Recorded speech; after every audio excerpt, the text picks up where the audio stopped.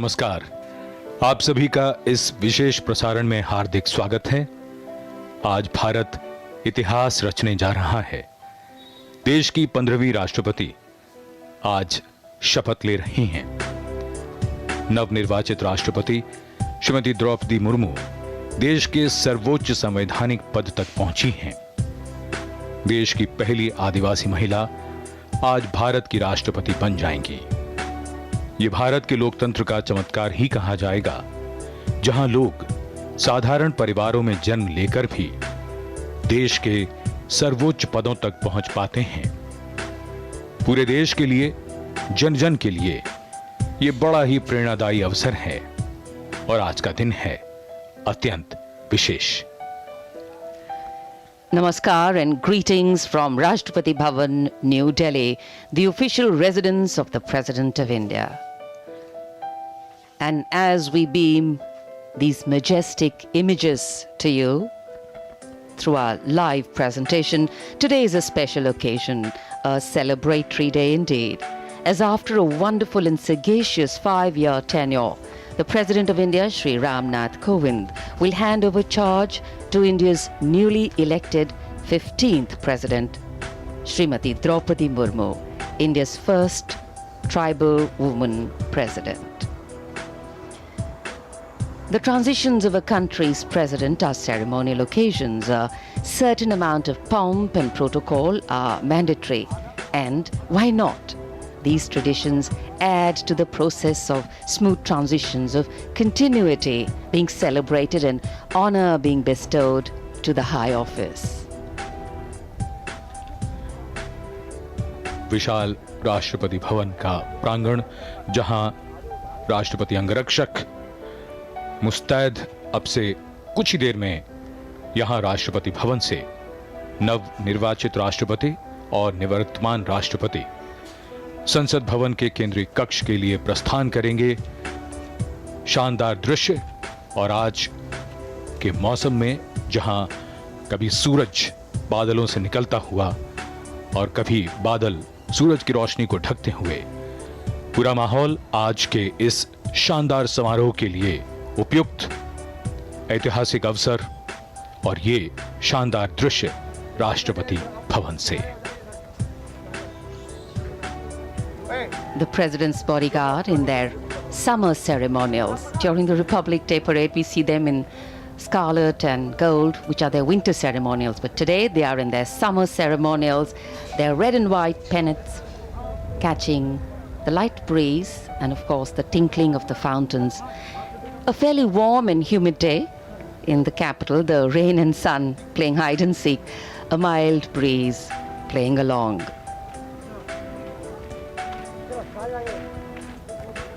Srimati Draupadi Murmu, a lady whose personal life story from her humble beginnings to becoming the first citizen of this nation is a testimony to a vibrant, alive and functioning democracy, where sheer hard work, dedication, courage and of course perseverance gave her the path to chase her individual dream to bring about collective well-being through sweat, toil and belief in herself. And as she will come in as India's first citizen, as the President of India, she will keep people at the foreground.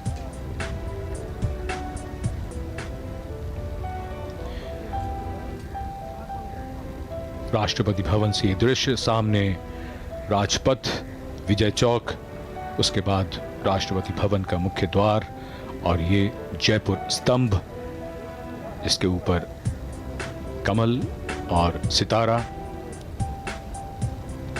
Rashtrapati Bhavan का शानदार गुंबद जो दूर से ही दिखता है, तांबे का बना हुआ, बहुत ही भव्य और विशाल ये राष्ट्रपति भवन और इसका ये मुख्य द्वार, लोहे का विशाल फाटक।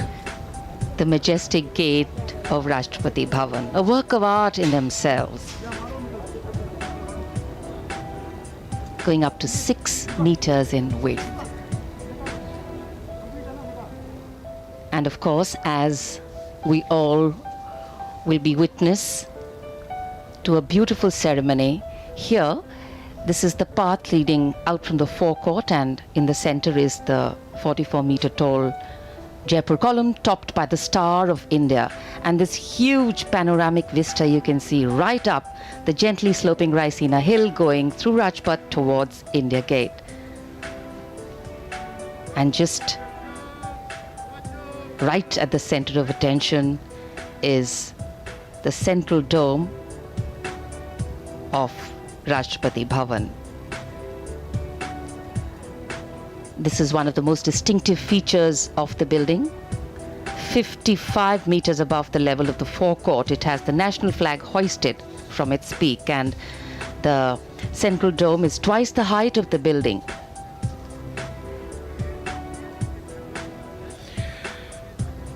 राष्ट्रपति भवन का ये प्रांगण और सामने इसमें ये खंबे, 12 खंबे सामने और 8 पीछे, यानी कुल 20 खंबे, और सामने उसके हैं 31 सीढ़ियां।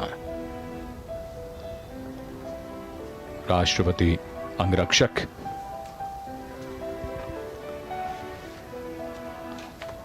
रायसीना पहाड़ी पर राष्ट्रपति भवन के सामने नॉर्थ ब्लॉक और साउथ ब्लॉक, जहां भारत सरकार के महत्वपूर्ण मंत्रालय और प्रधानमंत्री कार्यालय यहीं मौजूद है।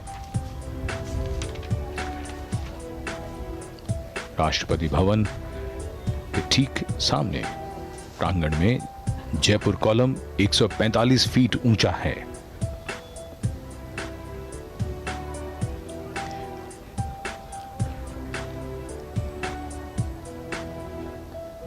We are awaiting the arrival of the President-elect, Srimati Murmu. And there she is, entering Rashtrapati Bhavan,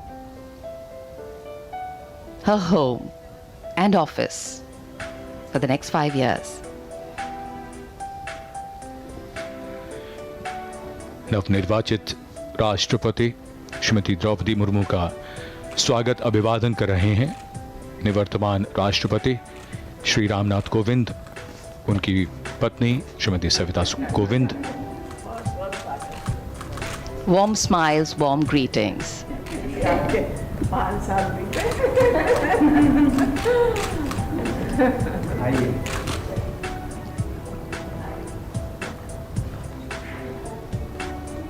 And as the hosts lead the President-elect towards the President's study, joy writ large on every face. A special moment for everyone here. 5 वर्षों तक निवर्तमान राष्ट्रपति श्री रामनाथ कोविंद का आधिकारिक निवास रहा राष्ट्रपति भवन, और आज से नवनिर्वाचित राष्ट्रपति श्रीमती द्रौपदी मुर्मू का आधिकारिक निवास होगा ये Rashtrapati Bhavan.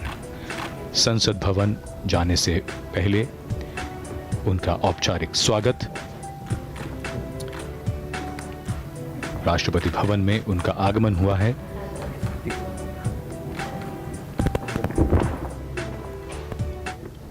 And as President Kovind will bid adieu to his office and makes way for Srimati Murmu, we witness another core component of democracy, that change is the only constant, and graceful transitions ensure seamless continuity. The office of the President of India has a dignity, decorum and gravitas that President Ramnath Kovind has brought in. In addition to upholding these, his earthy wisdom has added a lot.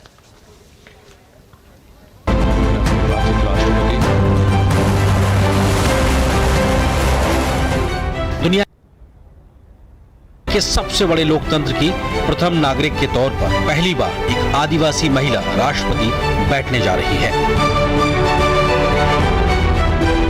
देश के सबसे पिछड़े इलाकों में शुमार ओडिशा के मयूरभंज के छोटे से कस्बे रायरंगपुर से ताल्लुक रखने वाली द्रौपदी मुर्मू का रायसीना हिल तक का सफर ये बताने के लिए काफी है कि कैसे उनके संघर्ष ने उन्हें ये मुकाम हासिल करने में मदद की। अभाव में गुजरा बचपन, युवा काल का संघर्ष, व्यक्तिगत जीवन के उतार चढ़ाव, सार्वजनिक जीवन की सादगी और बेदाग छवि यही है वो व्यक्तित्व जो देश की पहली महिला आदिवासी राष्ट्रपति बनने जा रही हैं। द्रौपदी मुर्मू का जन्म भारत की आजादी के करीब 11 साल बाद 20 जून 1958 को मयूरभंज जिले के बैदापूसी गांव में हुआ। उनका परिवार संथाल आदिवासी समुदाय से ताल्लुक रखता है और उनके पिता अपनी पंचायत के मुखिया थे। द्रौपदी मुर्मू जब कार्यभार संभालेंगी तो वो इस सर्वोच्च संवैधानिक पद पर पहुंचने वाली ऐसी पहली राष्ट्रपति होंगी जो आजादी के बाद पैदा हुई है। जब द्रौपदी मुर्मू ने भारतीय लोकतंत्र के पहले नागरिक का चुनाव जीता तो देश भर में खुशी का माहौल देखने लायक था।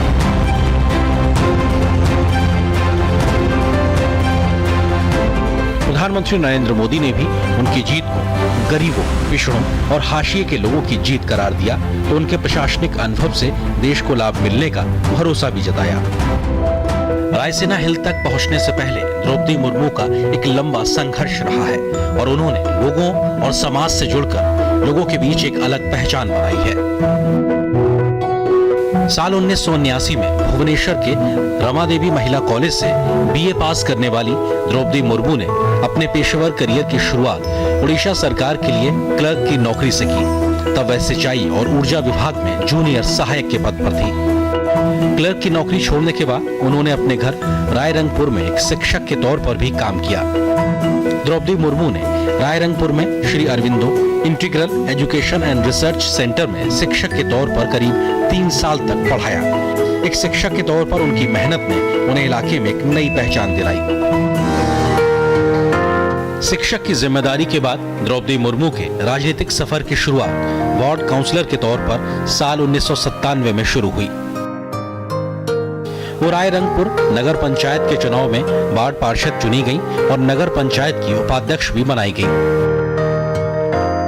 उसके बाद वे राजनीति में लगातार आगे बढ़ती चली गईं और रायरंगपुर विधानसभा सीट से बीजेपी की टिकट पर 2 बार साल 2000 और साल 2004 में विधायक बनी। पहली बार विधायक बनने के बाद वो साल 2000 से 2004 तक नवीन पटनायक के मंत्रिमंडल में स्वतंत्र प्रभार राज्य मंत्री के तौर पर भी उन्होंने काम किया। उन्होंने बतौर मंत्री के तौर पर 2-2 साल तक वाणिज्य और परिवहन विभाग और मत्स्य पालन के अलावा पशु संसाधन विभाग संभाला। द्रौपदी मुर्मू को ओडिशा में सर्वश्रेष्ठ विधायकों को मिलने वाला नीलकंठ पुरस्कार से भी नवाजा गया। एक विधायक के तौर पर उनका आचरण और गंभीरता ने सभी को प्रभावित किया। जब द्रौपदी मुर्मू का राजनीतिक सफर आगे बढ़ने लगा तो उनकी व्यक्तिगत जिंदगी में बड़ा तूफान आया। एक एक कर अपने उन्होंने 2 बेटे खो दिए और उसके बाद अपने पति को भी खो दिया। अपने बेटे और पति के खो देने से वो एक तरीके से टूट गई और आध्यात्म की शरण में चली गई। खुद को बिखरने से रोकने के लिए उन्होंने योग और ध्यान का सहारा लिया। द्रौपदी मुर्मू को साल 2015 में झारखंड का राज्यपाल बनाया गया। मई 2015 में झारखंड की पहली महिला और आदिवासी राज्यपाल के तौर पर उन्होंने नई जिम्मेदारी संभाली। संवैधानिक पद से लेकर सार्वजनिक जीवन में रहते हुए दशकों के सफर में द्रौपदी मुर्मू का जीवन बेदाग रहा है। एक शिक्षिका के रूप में काम करने और सार्वजनिक जीवन में रहकर शिक्षा के महत्व को करीब से समझने के बाद द्रौपदी मुर्मू ने शिक्षा की अलग जगाने का बीड़ा उठाया और एक ट्रस्ट बनाकर शिक्षा के प्रसार पर काम करना शुरू कर दिया। उन्होंने SLS ट्रस्ट के नाम से न सिर्फ स्कूल खोला बल्कि बच्चियों के लिए एक हॉस्टल भी बनाया जिसमें करीब 70 से ज्यादा लड़कियां रहकर पढ़ाई कर रही हैं। आदिवासी इलाके में शिक्षा की अहमियत को बढ़ावा देने के लिए उनके द्वारा शुरू किए गए इस प्रयास का पूरे इलाके में अच्छा असर पड़ा और लड़कियों में शिक्षा के प्रति जागरूकता बढ़ती दिखाई पड़ रही है।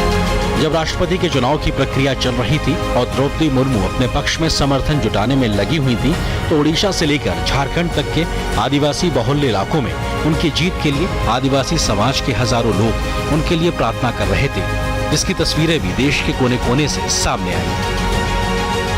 देश के राष्ट्रपति के चुनाव का जब मौका आया तो देश भर के कई सांसदों और विधायकों ने पार्टी लाइन से ऊपर उठकर द्रौपदी मुर्मू का समर्थन किया। इसके पीछे सबसे बड़ी वजह भी उनका सरल और शालीन व्यक्तित्व माना जा रहा है। तो एक आदिवासी महिला के रूप में मंत्री से लेकर राज्यपाल तक के उनके अनुभव को भी देश के कोने कोने से स्वीकारता मिलती दिखी। बेदाग छवि और सख्त प्रशासक के तौर पर भी द्रौपदी मुर्मू ने अपने राजनीतिक विरोधियों के बीच भी जगह बनाई और अपेक्षित वोटों से ज्यादा वोट हासिल करके ऐतिहासिक जीत हासिल की। द्रौपदी मुर्मू का राष्ट्रपति बनना देश की महिलाओं और लड़कियों के लिए प्रेरणा का स्रोत बनेगा तो विकास की धारा में दशकों तक पीछे रह गए आदिवासी समाज के लिए भी आत्मसम्मान का एक नया संबल बनेगा।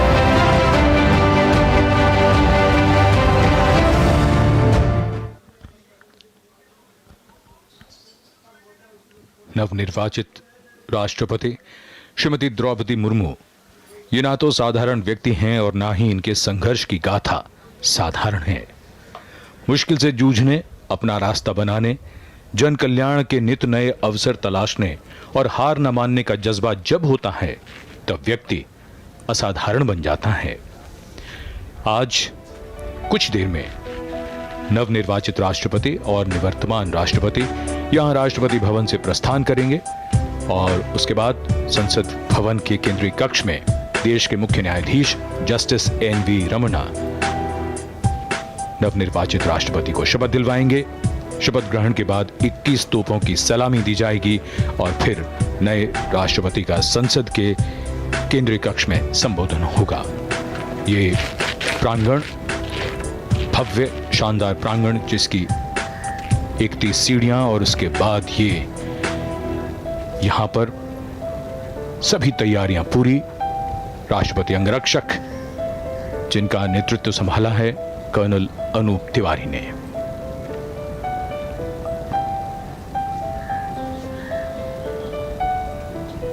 The President's bodyguard, ready, awaiting the arrival at this majestic forecourt of Rashtrapati Bhavan of the President and the President-elect. Srimati Draupadi Murmu's coming into Rashtrapati Bhavan as India's 15th President will strengthen the grassroots connect of the country's highest office with those who give democracy its strength, India's people, in not only big towns and cities, but in villages and far-flung areas that are seldom heard of, seen or even thought of, but hold us together as a nation, silently, strictly, and with muted expectations. There are countless stories there of humble beginnings and humble ends, but all teaching us that value of endurance, tolerance, toil, and pragmatism. And one such story today, one with humble beginnings as a village headman's daughter and granddaughter, moving on to head the largest democracy in the world as its constitutional head. Her story, of course, is inspiring, but the Santhal tribe she hails from has a long history of fighting the British, fighting injustice and fighting with honor. Patriotism runs in their blood and they epitomize the line, if you believe in something, then fight for it. Simple things make strong statements. Santhal आदिवासी, संथाल जिन्हें कहा जाता है शांत व्यक्ति, ऐसे हैं ये संथाल आदिवासी और उसी समुदाय से हैं हमारे देश की नवनिर्वाचित राष्ट्रपति श्रीमती द्रौपदी मुर्मू। ये विशाल और भव्य राष्ट्रपति भवन, उसके सामने रायसीना पहाड़ी से नीचे की ओर Vijay Chowk, north block, south block, वास्तुकला का एक शानदार नमूना। विजय चौक से भव्य राष्ट्रपति भवन जिसके एक ओर नॉर्थ ब्लॉक और दूसरी तरफ साउथ ब्लॉक। और ये दृश्य खास मौक़ों पर हम सब देखते हैं। आज ऐसा ही विशेष अवसर है और यहाँ निवर्तमान राष्ट्रपति के साथ नवनिर्वाचित राष्ट्रपति श्रीमती द्रौपदी मुर्मू अब कुछ ही समय में यहाँ से राष्ट्रपति भवन के प्रांगण की ओर अग्रसर हैं। वहाँ से वो प्रस्थान करेंगी माननीय राष्ट्रपति जी की साथ संसद के केंद्रीय कक्ष की ओर। Specially placed cameras giving you an inside view of the galleries of Rashtrapati Bhavan. Interesting to know that there are 2.5 kilometers of corridors in Rashtrapati Bhavan.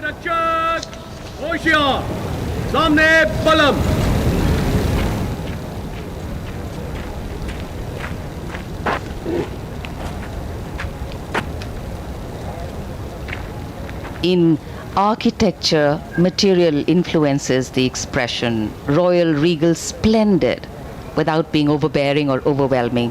The sandstone pink and cream combination used gives a feeling of space and dimension, new meaning, beautifully synced together, keeping Delhi's climate in mind. We are very blessed to have a lovely light breeze blowing here in the national capital.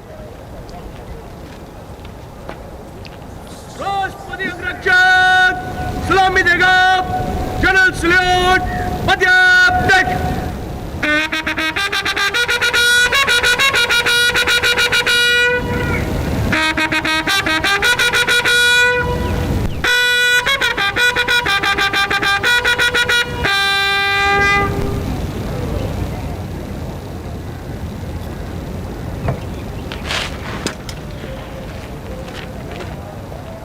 प्रांगण में समारोहिक और औपचारिक गतिविधियां जारी हैं। राष्ट्रपति भवन का प्रांगण, राष्ट्रपति भवन में कुल 227 खंबे हैं और इसका प्रांगण अंग्रेजी के अक्षर टी के आकार का है। मुख्य द्वार से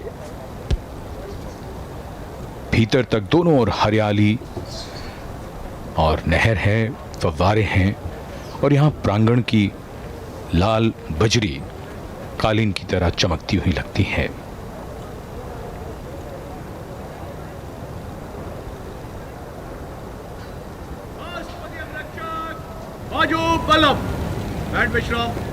प्रांगण के ठीक सामने जो गुंबद है वही दरबार हॉल का गुंबद, जो दूर से ही राष्ट्रपति भवन की पहचान। बलुआ पत्थर के बने खंभों के ऊपर चारों कोनों पर घंटियों को उकेरा गया है और भव्य और शानदार इमारत राष्ट्रपति भवन, देश के प्रथम नागरिक का आधिकारिक निवास। The work of democracy is hard, the progress of democracy is uneven, and the only path of democracy is through inclusion. Today we walk the talk of inclusion, diversity and possibilities. As Srimati Draupadi Murmu will take oath as India's 15th President.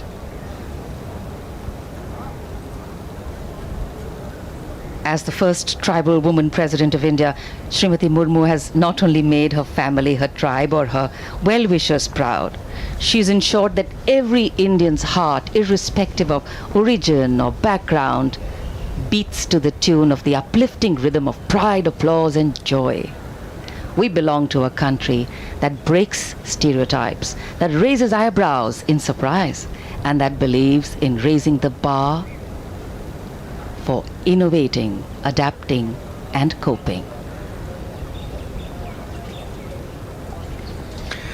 बहुत सी बातें जो लोगों को आश्चर्य में डाल सकती हैं, लोगों को अविश्वसनीय लगे, भारतीय लोकतंत्र ऐसा करता रहता है और जिसमें ताज़ा उदाहरण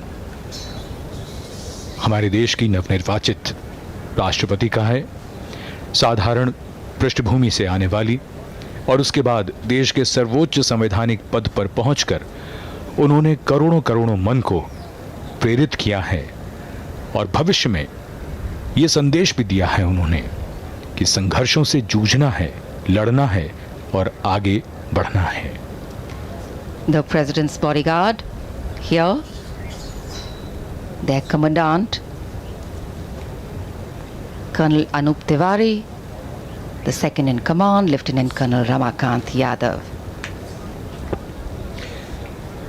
राष्ट्रपति अंगरक्षकों की रेजिमेंट भारतीय सेना की सबसे पुरानी रेजिमेंट है और इस रेजिमेंट की स्थापना सन 1773 में वॉरेन हेस्टिंग्स ने की थी। सबसे पहले इसे द गार्ड ऑफ मुगल्स कहा गया था, लेकिन बाद में इसे अनेक नाम दिए गए।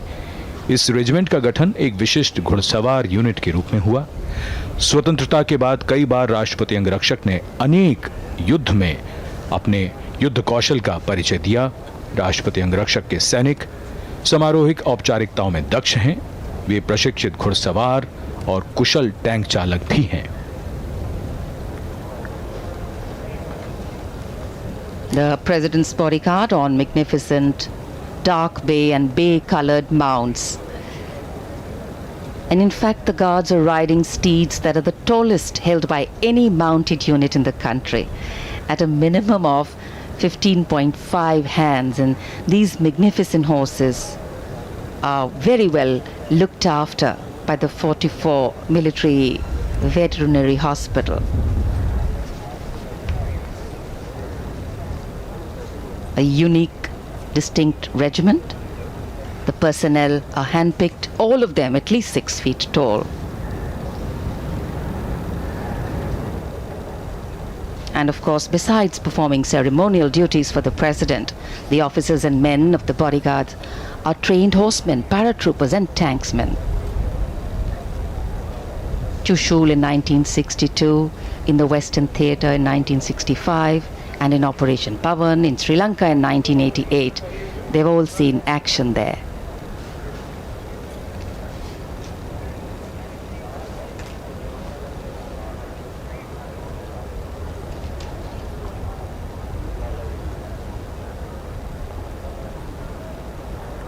The flag fluttering high, indicating that the president is in Rashtrapati Bhavan in residence.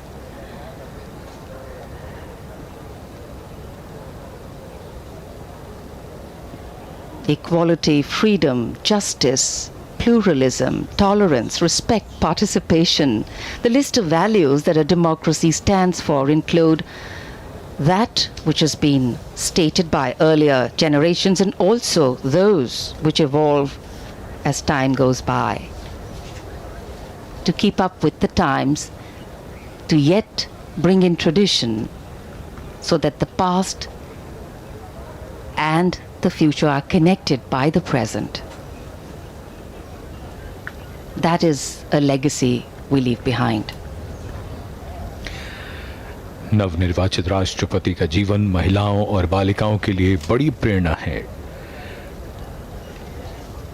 ज्यादातर समाजों में हमने देखा है कि लिंग भेद होता है, बेटा बेटी में भेद किया जाता है और ऐसे में बालिकाओं के सामने, महिलाओं के सामने संघर्ष और भी ज़्यादा कठिन हो जाता है। पिछले कुछ वर्षों में सरकार ने बालिका विकास के लिए कई कदम उठाए हैं, जिनमें बेटियों को बचाने के लिए बेटियों को बचाओ और इसी के साथ बेटी बचाओ बेटी पढ़ाओ, सुकन्या समृद्धि योजना, सीबीएसई की उड़ान योजना, लड़कियों के लिए मुफ्त या राज सहायता प्राप्त शिक्षा, कॉलेजों और विश्वविद्यालयों में महिलाओं के लिए आरक्षण, माध्यमिक शिक्षा के लिए लड़कियों को प्रेरित करने की राष्ट्रीय योजना।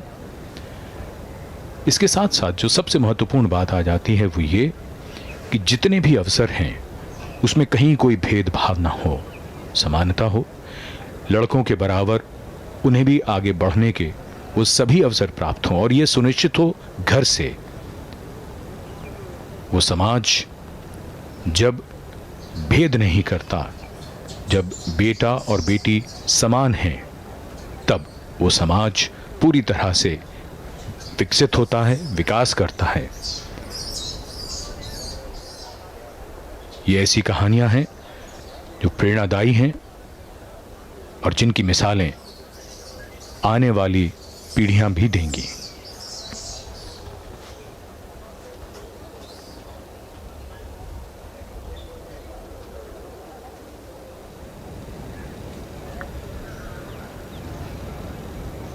In a short while from now, we shall see the arrival here at the forecourt of the President, Shri Ramnath Kovind and the President-elect Srimati Draupadi Murmu.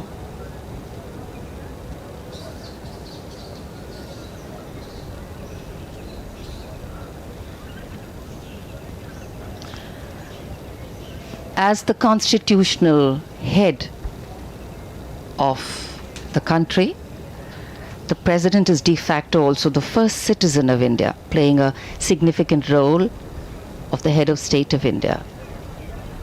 The President is also the supreme commander of the three Indian armed forces.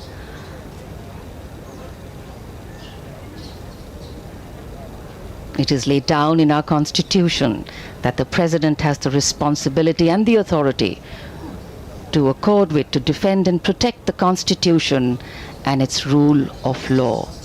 The Constitution, which is the basis of our democracy.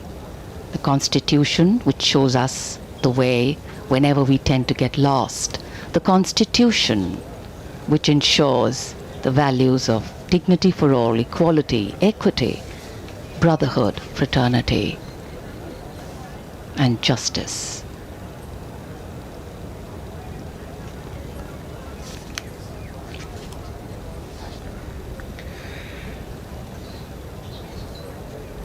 राष्ट्रपति अंगरक्षक मुस्तैद राष्ट्रपति भवन के प्रांगण में दरबार hall के सामने ये प्रांगण की मुख्य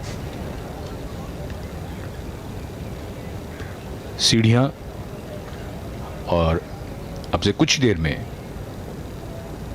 नवनिर्वाचित राष्ट्रपति और निवर्तमान राष्ट्रपति दोनों यहां पधारेंगे।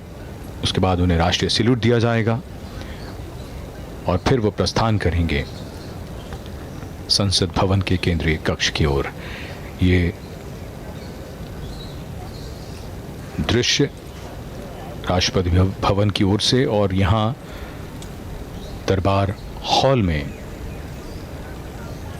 निवर्तमान राष्ट्रपति और नवनिर्वाचित राष्ट्रपति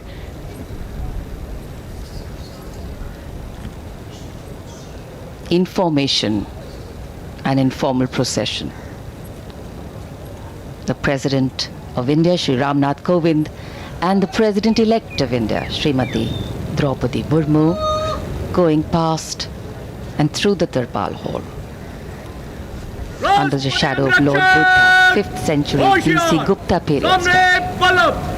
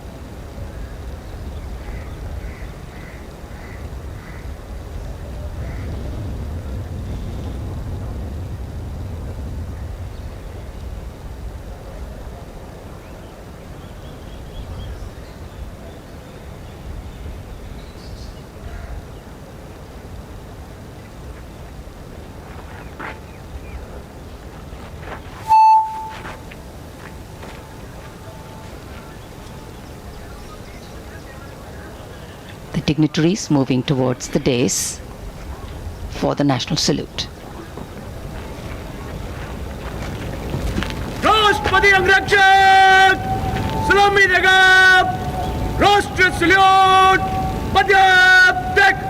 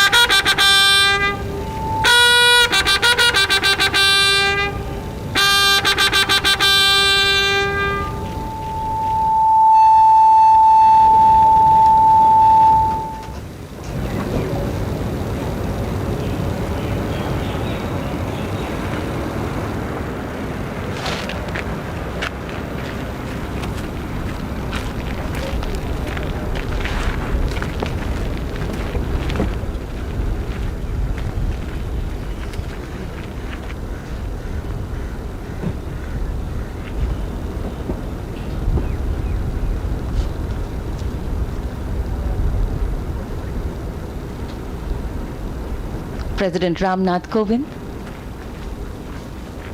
sitting in his vehicle, and accompanying him the President-elect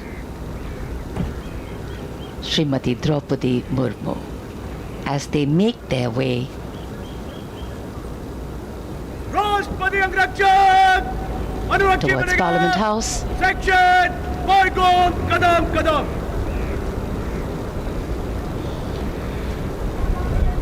Rashtrapati Bhavan से नवनिर्वाचित राष्ट्रपति श्रीमती द्रौपदी मुर्मू और निवर्तमान राष्ट्रपति श्री रामनाथ कोविंद प्रस्थान कर रहे हैं संसद भवन के केंद्रीय कक्ष की ओर।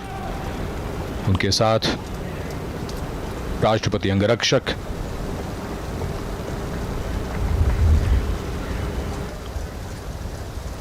विशाल भव्य राष्ट्रपति भवन के प्रांगण से ये काफिला अब धीरे धीरे राष्ट्रपति भवन के मुख्य द्वार की ओर बढ़ता हुआ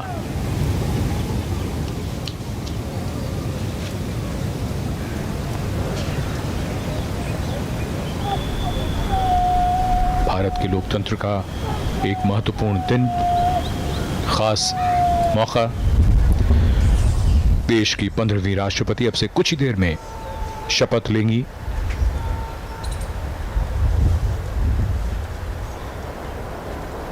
रायसीना पहाड़ी पर बना विशाल और भव्य राष्ट्रपति भवन, जिसकी नींव सन 1911 में रखी गई थी और इसी के जयपुर कॉलम के नजदीक से गुजर रहा है ये काफिला जो अग्रसर है संसद भवन की ओर। The President's limousine is escorted by the President's bodyguard proceeding to gate number 5 of Parliament House. In fact, the 6 Sikh will turn out guard at the southern side of the Jaipur column for departure. Commanding Officer Colonel S.K. Mohanty,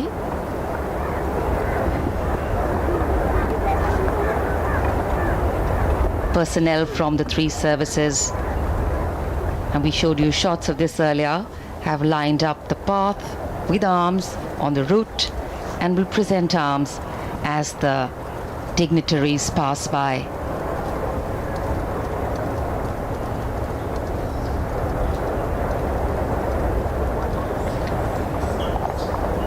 Rashtrapati Bhavan की भव्यता, प्रांगण दोनों ओर नहर और फव्वारे और काफिला धीरे धीरे मुख्य द्वार की ओर बढ़ता हुआ। विशाल लोहे का मुख्य द्वार जो विशेष अवसरों पर खोला जाता है, और आज ऐसा ही विशेष अवसर है जब भारत की 15वीं राष्ट्रपति अब से कुछ ही देर में शपथ ग्रहण करेंगी। निवर्तमान राष्ट्रपति श्री रामनाथ कोविंद का कार्यकाल पूरा हो रहा है।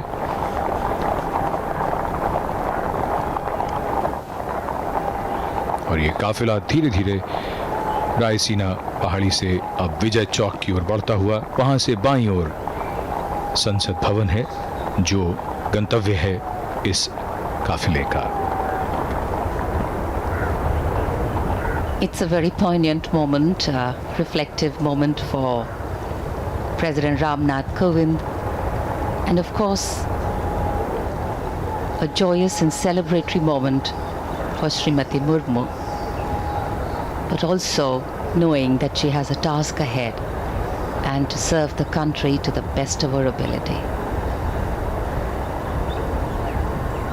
The guard and personnel from the 3 services lining the path with the fundamental responsibility of maintaining the integrity of the Constitution of India. The President of the largest democracy in the world is vested with specific legislative and judicial and financial powers, among many others, to ensure that the sanctity of the Constitution is upheld. And Indian democracy is the result of the great gift our founding fathers gave us. The gift of a constitution that, other than being the longest written constitution in the world, holds in its embrace the firmness to provide us solid and strong roots and the liberalism to give us wings to grow, fly and change. And as we await the swearing-in ceremony of India's 15th president to take place, Srimati Draupadi Murmu will soon hold with her the sacred responsibility of maintaining the integrity of this constitution as the new president of India. ये काफिला रायसीना पहाड़ी से विजय चौक की ओर बढ़ता हुआ और दोनों ओर तीनों सेनाओं के पर्सनल पूरे मार्ग में बहुत ही खास अवसर देश के राष्ट्रपति संवैधानिक प्रमुख होते हैं, तीनों सेनाओं के सर्वोच्च कमांडर होते हैं और देश के प्रथम नागरिक होते हैं। बहुत ही खास अवसर जब एक राष्ट्रपति का कार्यकाल पूरा हो रहा है और नई राष्ट्रपति इस पद की जिम्मेदारी अब से कुछ देर में ग्रहण करेंगी।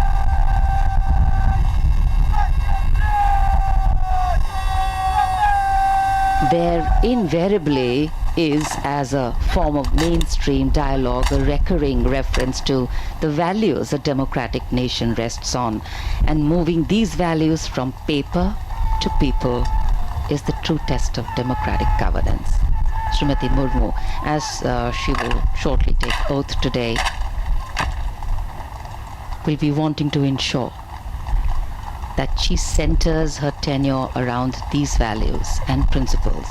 The values and principles that she has always held dear, in sync with the form of governance she sits atop as its constitutional head. Principles of action that sustain society and democracy to be stable and successful at both the political and social levels. And it is because the scope of these often are justified and vehemently defended values is so far-reaching that they are debated and discussed at the public level. The President's limousine on its way to gate number 5.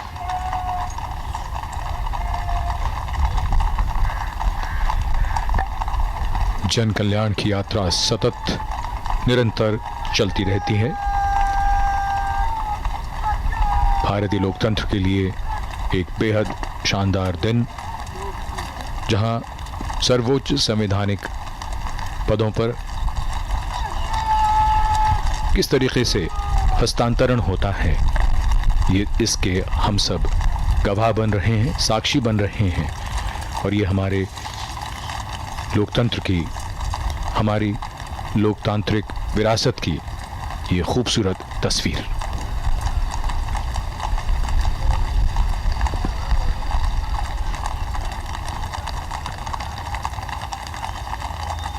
संसद भवन के निकट पहुंचता हुआ ये काफिला कुछ ही देर में संसद भवन के गेट नंबर 5 पर पहुंचेगा।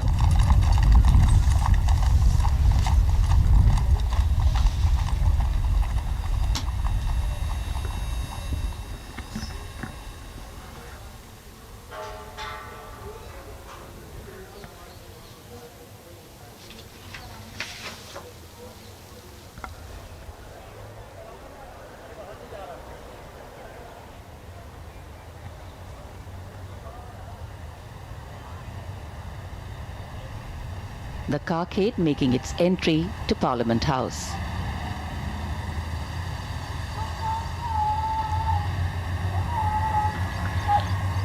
संसद भवन में दाखिल होता हुआ ये काफिला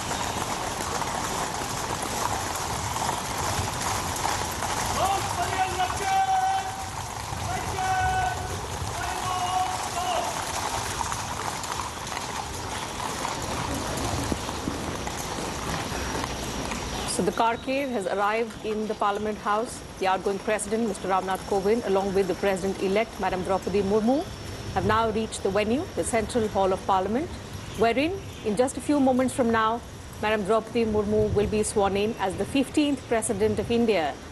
Only the second woman President of the country, the first tribal President, also the youngest President India has ever had.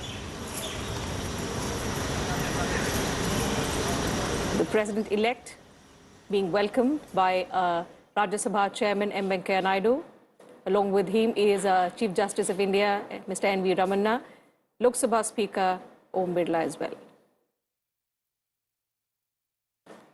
Both the outgoing President and the President-elect being accorded the welcome outside the Central Hall of Parliament.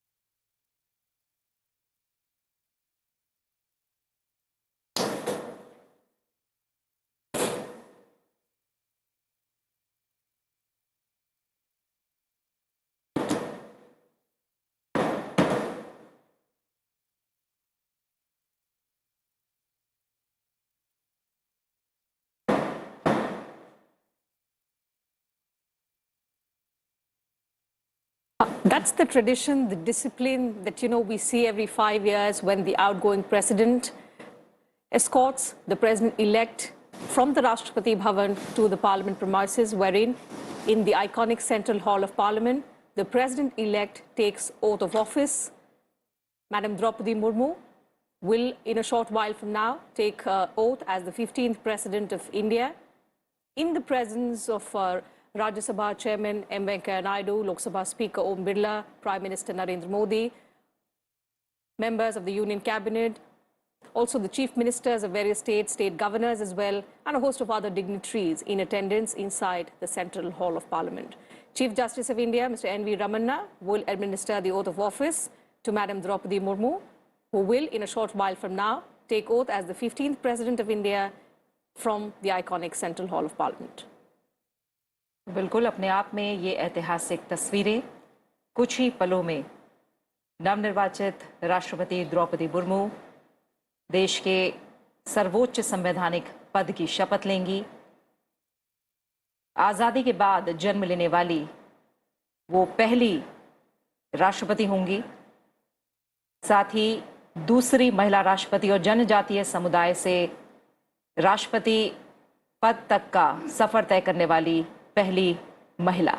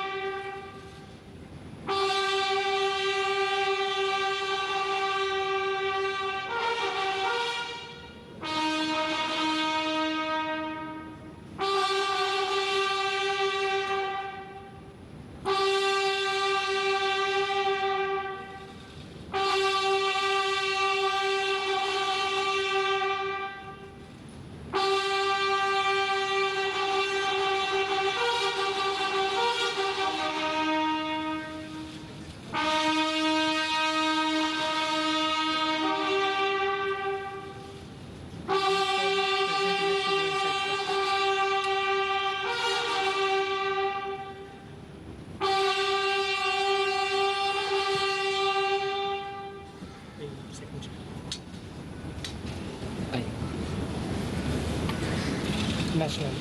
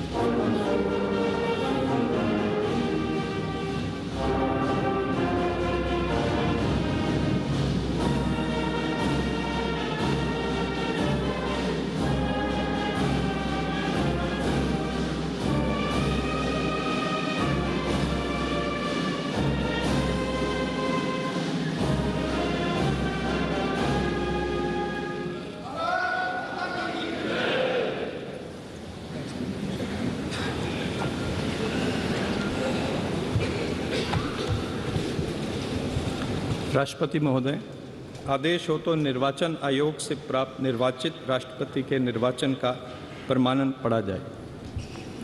यतः भारत के संविधान के अनुच्छेद 324 द्वारा भारत के राष्ट्रपति के पद के निर्वाचन का अधीक्षण, निर्देशन और नियंत्रण भारत निर्वाचन आयोग में निहित है और यतः श्री रामनाथ कोविंद की पदावधि का अवसान वर्ष 2022 के जुलाई मास के 24वें दिन तदनुसार शक संवत के वर्ष 1944 के श्रावण मास के दूसरे दिन होने के लिए नियत है और यतः भारत के राष्ट्रपति के पद को भरने के लिए संविधान तथा राष्ट्रपतीय और उपराष्ट्रपतीय निर्वाचन अधिनियम 1952 के उपबंधों और तदधीन बनाए गए नियमों और आदेशों के अनुसार निर्वाचन करा लिया गया है तथा परिणाम घोषित कर दिया गया है। अब इसलिए भारत निर्वाचन आयोग एतद द्वारा प्रमाणित करता है कि श्रीमती द्रौपदी मुर्मू वर्ष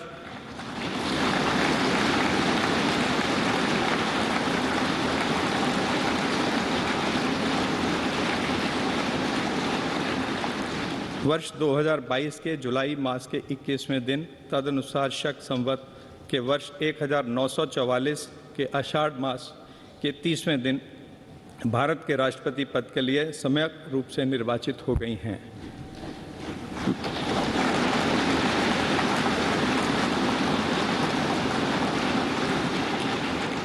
भारत गणराज्य के 73वें वर्ष में हमारे हस्ताक्षर और भारत निर्वाचन आयोग की मोहर से वर्ष 2022 के जुलाई मास के इस 21वें दिन तदनुसार शक संवत के वर्ष 1944 के आषाढ़ मास के 30वें दिन प्रदत्त किया गया।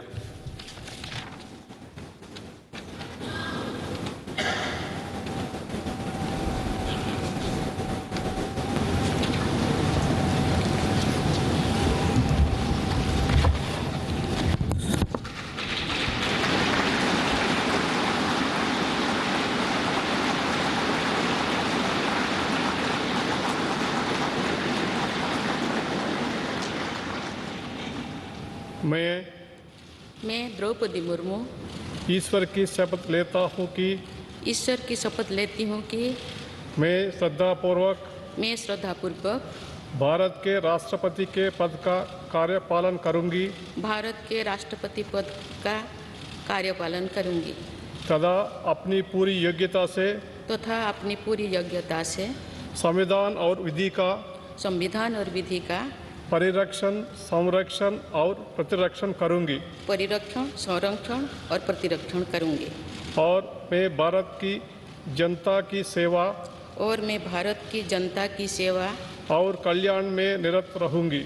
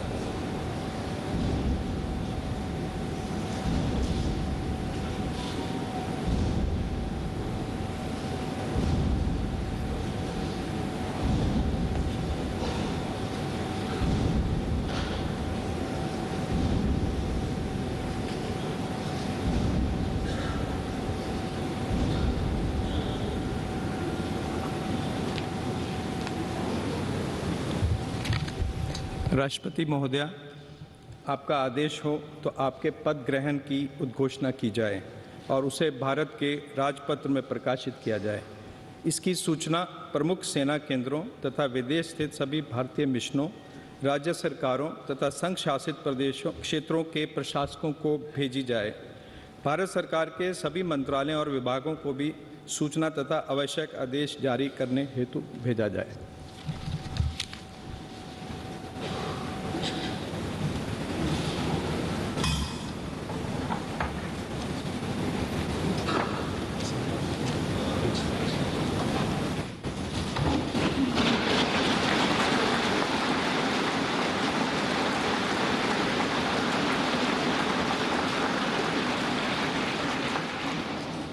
आदरणीय श्री रामनाथ कोविंद जी, उपराष्ट्रपति श्री एम वेंकैया नायडू जी, प्रधानमंत्री श्री नरेंद्र मोदी जी, लोकसभा के स्पीकर श्री ओम बिरला जी, चीफ जस्टिस एन.वी. रमन्ना जी, सम्मानित सांसदगण, अन्य महानुभावों, देवियों और स्वजनों तथा मेरे प्यारे देशवासियों, सभी को जोहार।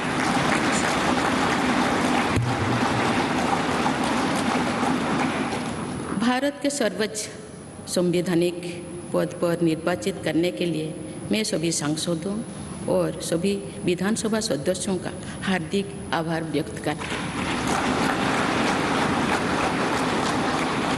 आपका मत देश के करोड़ों नागरिकों के विश्वास की अभिव्यक्ति है।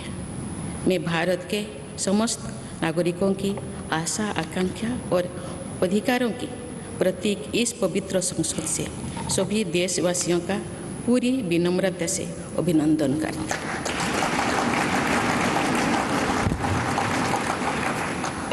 आपकी आत्मीयता, आपका विश्वास और आपका सहयोग मेरे लिए इस नए दायित्व का निभाने में मेरी बहुत बड़ी ताकत रहेगी। मुझे राष्ट्रपति के रूप में देश ने एक ऐसे महत्वपूर्ण कालखंड में चुना है जब हम अपनी आज़ादी का अमृत महोत्सव मना रहे हैं।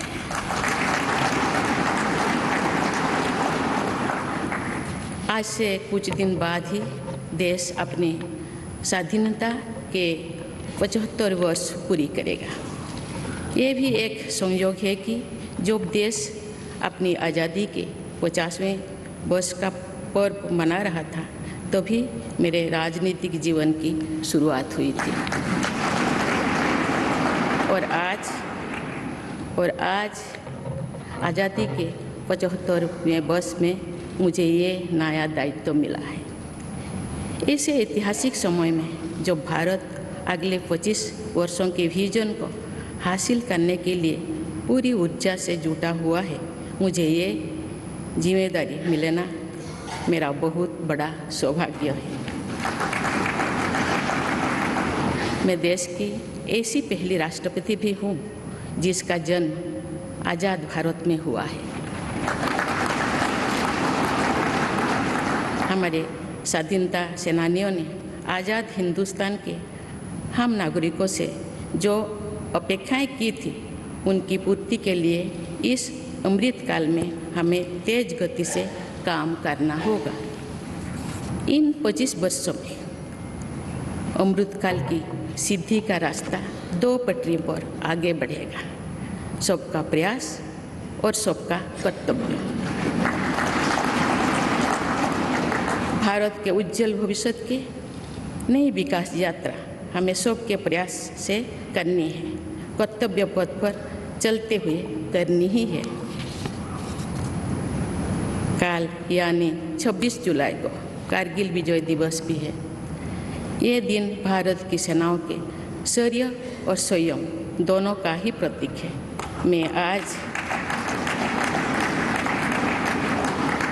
मैं आज देश की सेनाओं को तथा देश के समस्त नागरिकों को कारगिल विजय दिवस की अग्रिम शुभकामनाएं देती हूँ। देवियों और स्वजनों, मैंने अपनी जीवन यात्रा पूर्वी भारत में ओडिशा के एक छोटे से आदिवासी गांव से शुरू की थी। मैं जिस पृष्ठभूमि से आती हूँ, वहाँ मेरे लिए प्रारंभिक शिक्षा प्राप्त करना भी एक सपने जैसा ही था। लेकिन अनेक बाधाओं के बावजूद मेरा संकल्प दृढ़ रहा और मैं कॉलेज जाने वाली अपने गांव की पहली बेटी थी।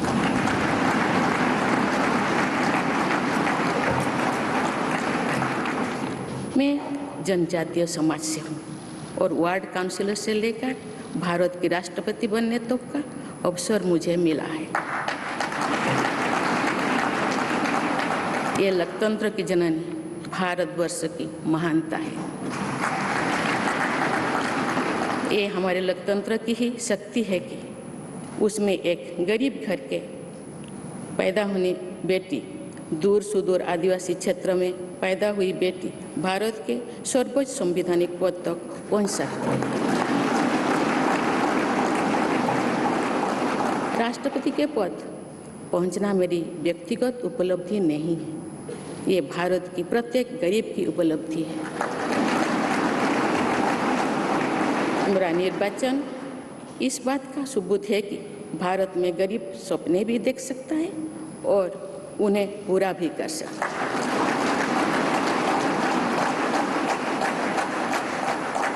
और ये मेरे लिए बहुत संतोष की बात है कि जो सदियों से वंचित रहे, जो जीवन विकास के लाभ से दूर रहे, वे गरीब, दलित, पिछड़े तथा आदिवासी मुझे ये अपना प्रतिबिंब देख सकते हैं। मेरे इस निर्वाचन में देश के गरीब व का आशीर्वाद शामिल है। देश की करोड़ों महिलाओं और बेटियों के सपनों और सामर्थ्य की झलक है। मेरे इस निर्वाचन में पुराने लीग से हटकर नए रास्ते पर चलने वाले भारत के आज के युवाओं का साहस भी शामिल है। ऐसे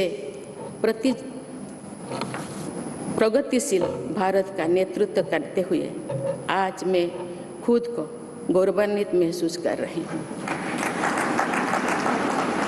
मैं आज समस्त देशवासियों को, विशेषकर भारत के युवाओं को तथा भारत की महिलाओं को ये विश्वास दिलाती हूँ कि इस पद पर कार्य करते हुए मेरे लिए उनके हित सर्वोपरि होंगे। देवियों और स्वजनों, मेरे सामने भारत के राष्ट्रपति पद की ऐसी महान विरासत है जिसने विश्व में भारतीय लोकतंत्र की प्रतिष्ठा का निरंतर मजबूत किया है। देश के प्रथम राष्ट्रपति डॉक्टर राजेंद्र प्रसाद से लेकर श्री रामनाथ कोविंद जी तक अनेक विभूतियों ने इस पद को सुशोभित किया है। इस पद के साथ साथ देश ने इस महान परंपरा के प्रतिनिधित्व का दायित्व भी मुझे सौंपा है। संविधान के आलोक में मैं पूरी निष्ठा से अपने कर्तव्यों का निर्वहन करूंगी। मेरे लिए भारत के लोकतांत्रिक सांस्कृतिक आदर्श और सभी देशवासी हमेशा मेरे ऊर्जा के स्रोत रहेंगे। देवियों और स्वजनों, हमारे संवैधानिक संग्राम में, स्वाधीनता संग्राम में एक राष्ट्र के तौर पर भारत की नई यात्रा की रूपरेखा तैयार की है।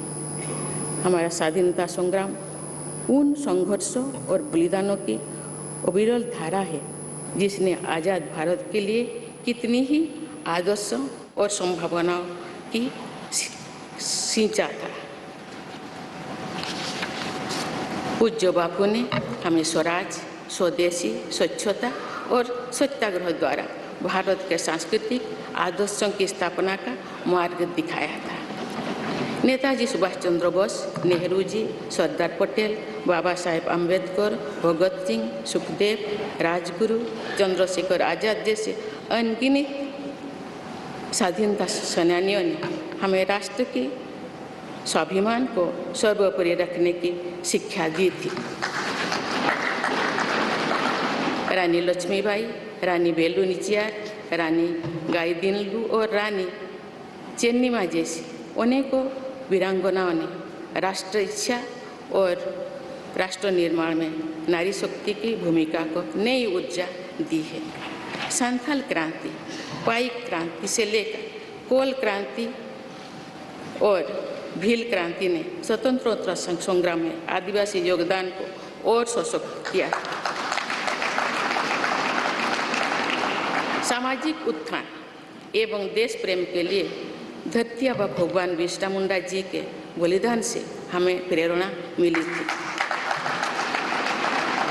मुझे खुशी है कि आज़ादी की लड़ाई में जनजातीय समुदाय के योगदान को समर्पित अनेक म्यूजियम देश भर में बनवाया जा रहा है। देवियों और स्वजनों, एक संसदीय लोकतंत्र के रूप में 75 वर्ष में भारत ने प्रगति के संकल्प को सहभागिता एवं सर्वसम्मति से आगे बढ़ाया है। विविधताओं से भरे अपने देश में हम अनेक भाषा, धर्म, संप्रदाय, खान पान, रहन सहन, रीति रिवाजों का अपनाते हुए एक भारत श्रेष्ठ भारत के निर्माण में सक्रिय है। आज़ादी के 75वें वर्ष के अवसर पर आया है अमृतकाल। भारत के लिए नए संकल्पों का कालखंड है। आज मैं इस नए युग के स्वागत में अपने देश को नई सोच के साथ तत्पर और तैयार देख रही हूँ। भारत आज हर क्षेत्र में विकास का नया अध्याय जोड़ रहा है। कोरोना महामारी के वैश्विक संकट का सामना करने में भारत ने जिस तरह का सामर्थ्य दिखाया है, उसने पूरे विश्व में भारत की साख बढ़ाया है।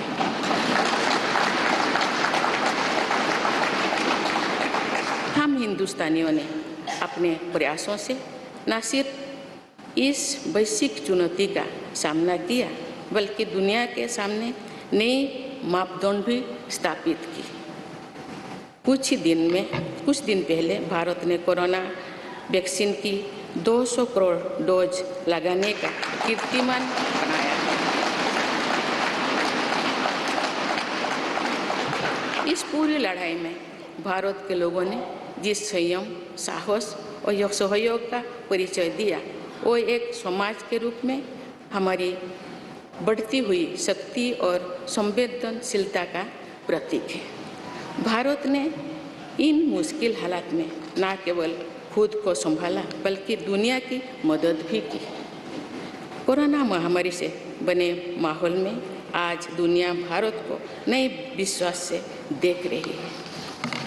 दुनिया की आर्थिक स्थिरता के लिए, सप्लाई चेन की सुगमता के लिए और वैश्विक शांति के लिए दुनिया को भारत से बहुत उम्मीदें हैं। आगामी महीनों में भारत अपनी अध्यक्षता में G20 ग्रुप की मेजबानी भी करने जा रही है। इसमें दुनिया के 20 बड़े देश भारत की अध्यक्षता में वैश्विक विषयों पर मंथन करेंगे। मुझे विश्वास है भारत में होने वाले इस मंथन से जो निष्कर्ष और नीतियाँ निर्धारित होंगे, उनसे आने वाले दशकों की दिशा तय होगी। देवियों और स्वजनों, दशकों पहले मुझे रायरंगपुर में श्री अरबिंदो इंटीग्रल स्कूल में शिक्षक के रूप में कार्य करने का अवसर मिला था। कुछ ही दिनों के बाद श्री अरबिंदो जी की 150वीं जन्म जयंती मनाई जाएगी। शिक्षा के बारे में श्री अरबिंदो के विचारों ने मुझे निरंतर प्रेरित किया है। जन प्रतिनिधि के रूप में विभिन्न पदों पर कार्य करते हुए और फिर राज्यपाल के रूप में भी मेरा शिक्षण संस्थानों के साथ सक्रिय जुड़ाव रहा है। मैंने देश के युवाओं के उत्साह और आत्मबल को करीब से देखा है। हम सभी के श्रद्धेय अटल जी कहा करते थे कि देश के युवा जब आगे बढ़ते हैं तो वे सिर्फ अपने ही भाग्य नहीं बनाते, बल्कि देश का भी भाग्य बनाते हैं।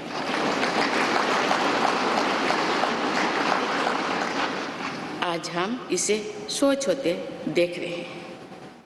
वोकल फॉर लोकल से लेकर डिजिटल इंडिया तक हर क्षेत्र में आगे बढ़ रहा आज का भारत विश्व के साथ कदम से कदम मिलाकर औद्योगिक क्रांति 4.0 के लिए पूरी तरह भारत तैयार है। रिकॉर्ड संख्या में बन रहे स्टार्टअप्स में नए नए इनोवेशंस में दूर सुदूर क्षेत्रों में डिजिटल टेक्नोलॉजी की स्वीकार्यता में भारत के युवाओं की बड़ी भूमिका है। बीती वर्षों में भारत ने जिस तरह महिला सशक्तिकरण के लिए निर्णय लिए हैं, नीतियाँ बनाई गई है, इससे भी देश में एक नई शक्ति का संचार हुआ है। मैं चाहती हूँ कि हमारी सभी बहनें व बेटियाँ अधिक से अधिक सशक्त हो तथा वे देश के हर क्षेत्र में अपना योगदान बढ़ाती रहें। मैं अपने देश के युवाओं से कहना चाहती हूँ कि आप न केवल अपने भविष्य का निर्माण कर रहे हैं बल्कि भविष्य के भारत की नींव भी रख रहे हैं। देश के राष्ट्रपति के तौर पर मेरा हमेशा आपको पूरा सहयोग रहेगा। देवियों और सुजों, विकास और प्रगतिशीलता का अर्थ निरंतर आगे बढ़ना होता है, लेकिन साथ ही अपने अतीत का ज्ञान भी उतना ही आवश्यक है। आज जो विश्व सस्टेनेबल प्लैनेट की बात कर रहे हैं तो उसमें भारत की प्राचीन परंपराओं, हमारे अतीत की सस्टेनेबल लाइफस्टाइल की भूमिका और बढ़ जाती है। मेरा जन्म तो उस जनजातीय परंपरा से हुआ है जिसने हजारों वर्ष से प्रकृति के साथ तालमेल बनाकर जीवन को आगे बढ़ाया है। मैंने जंगल और जलाशयों के महत्व को अपने जीवन में महसूस किया है। हम प्रकृति से जरूरी संसाधन लेते हैं और उतनी ही श्रद्धा से प्रकृति से सेवा भी करते हैं। यहाँ संवेदनशीलता का आज वैश्विक अनिवार्यता बन गया है। मुझे इस बात की प्रसन्नता है कि भारत पर्यावरण संरक्षण के क्षेत्र में विश्व का मार्गदर्शक बन रहा है। देवियों और स्वजन, मैंने अपने अब तक के जीवन में जौन सेवा में ही जीवन की सार्थकता को अनुभव किया है। श्री जगन्नाथ क्षेत्र के एक प्रख्यात कवि भीम भोई जी की कविता की एक पंक्ति है, मो जीवन पचे नर के पड़ी था जगत उद्धार।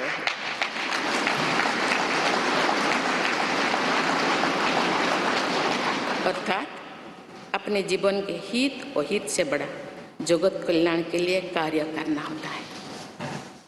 जगत कल्याण की इसी भावना के साथ मैं आप सब के विश्वास पर खरा उतरने के लिए पूरी निष्ठा व लगन से काम करने के लिए सदैव तत्पर रहूँगी।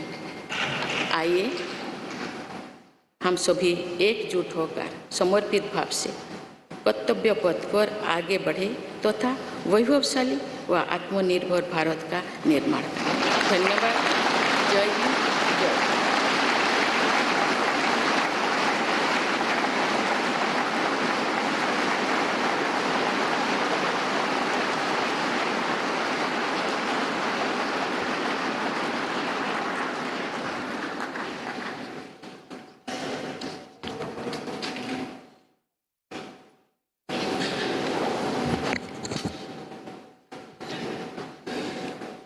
Hon'ble President, Srimati Draupadi Murmu ji, respected Sri Ramnath Kovind ji, Prime Minister Sri Narendra Bhai Modi ji, Speaker of Lok Sabha Sri Om Birla ji, Chief Justice of India Sri N.V. Ramana ji, respected parliamentarians, other dignitaries, brothers and sisters, and my dear fellow citizens, Namaskar. Madam President, you have just addressed the members of the Parliament. I wish to read a few paragraphs from the English version of the address, and the rest of Rest may be considered as read in view of the time constraint. I express my heartfelt gratitude to all members of Parliament and legislative assemblies for electing me to the highest constitutional post of India. Brothers and sisters, we have to work at a fast pace in this Amrit Kal to fulfill the expectations of our freedom fighters from the citizens of independent India. In these 25 years, the path to attain the goals of Amrit Kal will proceed on two tracks, Sabka Prayas or Sabka Kartavya, everyone's efforts and everyone's duty. The new development journey towards the bright future of India has to be undertaken by our collective efforts following the path of duty. We will be observing Kargil Vijay Divas tomorrow, July 26th. This day is a symbol of both the bravery and the restraint of the Indian armed forces. Today, I extend my best wishes in advance to the armed forces of the country and to all the citizens of India. Brothers and sisters, growth and progress mean continuously marching ahead. But equally important is awareness about one's past. Today, when the world is talking about sustainable planet, the role of India's ancient traditions and sustainable lifestyle becomes more important. I was born in the tribal tradition which has lived in harmony with the nature for thousands of years. I have realized the importance of forests and water bodies in my life. We take necessary resources from nature and serve nature with equal reverence. This sensitivity has become a global imperative today. I am happy that India is guiding the world in the field of environmental protection. Brothers and sisters, in my life so far, I have realized the meaning of life only through public service. There is a line from the poem of Bhim Bhoi Ji, a famous poet of Sri Jagannath Kshetra. Mo jibana bacche, narke paditao, jagata uddar hev. That is, working for the welfare of the world is far greater than one's own interest. With the spirit of welfare of the world, it always be ready to work. All of us, with full devotion and dedication, to live up to the trust you all have reposed in me. Let us all unite and move forward on the path of duty with a dedicated spirit to build a glorious and self-reliant India. Thank you. Jai Hind.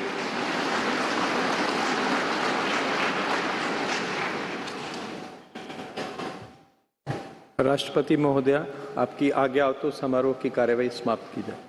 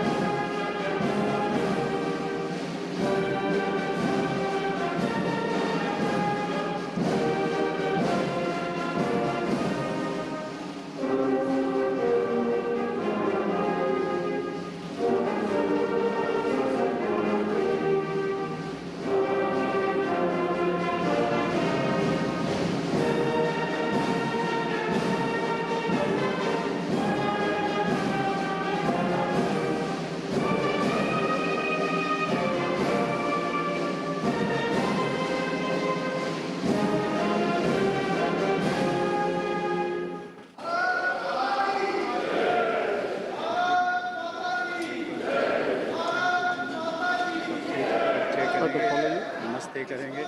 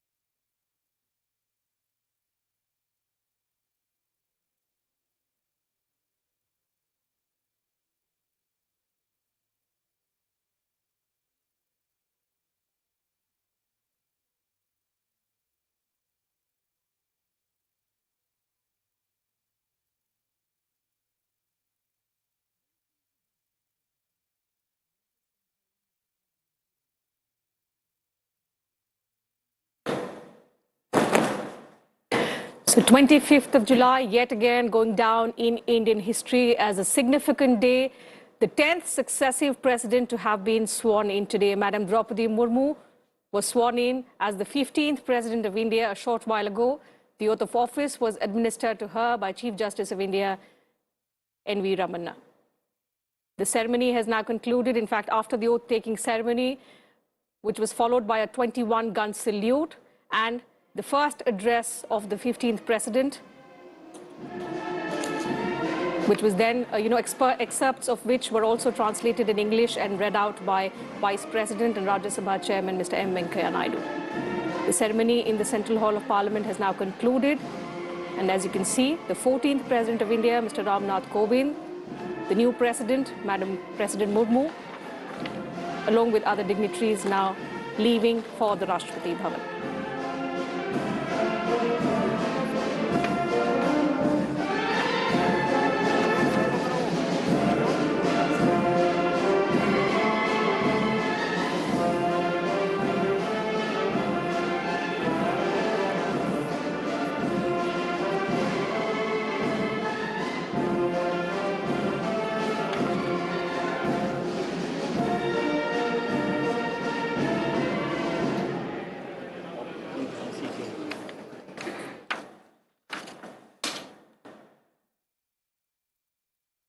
तो तमाम इतिहास जो आज इस शपथ ग्रहण समारोह के साथ हमने बनते देखे, आज़ादी के बाद जन्म लेने वाली पहली राष्ट्रपति देश को मिली है। साथ ही हम देख रहे हैं कि अब राष्ट्रपति द्रौपदी मुर्मू राष्ट्रपति भवन की ओर रवाना होंगी और राष्ट्रपति भवन के फोरकोर्ट में हैंडिंग ओवर सेरेमनी होगी और इसके बाद राष्ट्रपति भवन से रामनाथ कोविंद विदा होंगे।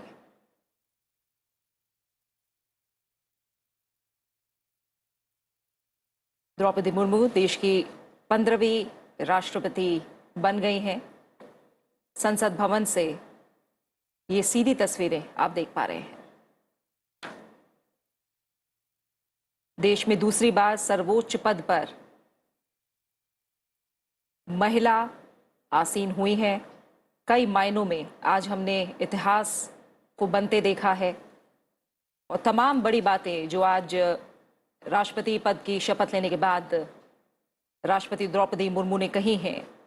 उन्होंने नई भारत की नई तस्वीर का जिक्र किया और कहा कि वो तमाम देशवासियों की जो आशाएं हैं, आकांक्षाएं हैं, उनका अभिनंदन करती हैं और सबसे बड़ी बात कि एक महत्वपूर्ण कालखंड है जिस दिन उन्होंने राष्ट्रपति पद की शपथ ली है।